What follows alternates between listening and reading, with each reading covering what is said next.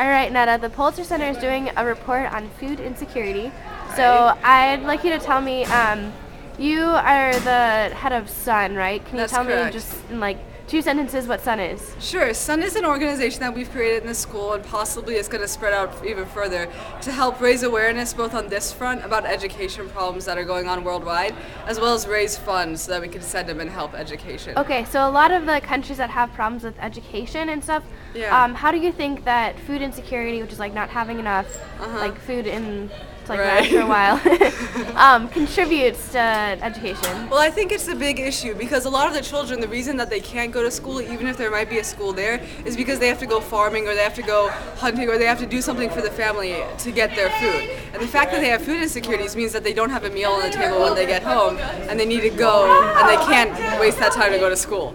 So once we get food insecurities and once we get their basic needs, then we can worry about education and possibly raise education.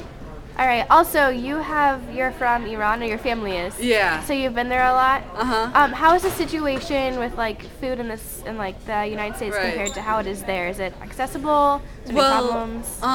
Well, the class of the family that we are over in America is basically the same as what we are over in Iran. So the family that I hang out with or the family that I get to see in Iran isn't really having food issues. But I'm sure that just like in America, there's a lot of poverty and there are homeless people who don't have access to food. It's also over in Iran. And part of the problem in Iran is that they don't have as much government aid to a lot of the shelters and a lot of the people, as well as the fact that minimum wage is ridiculously low. So a lot of people do have problem with food. I just haven't experienced it firsthand.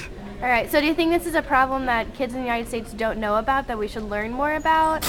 I definitely think that a lot of people aren't aware of it because even though they know that some people don't have food and that your parents always say, finish the last bite, they don't really understand what this means until they've researched about it or they've even learned about it or heard like a 30-second presentation about it.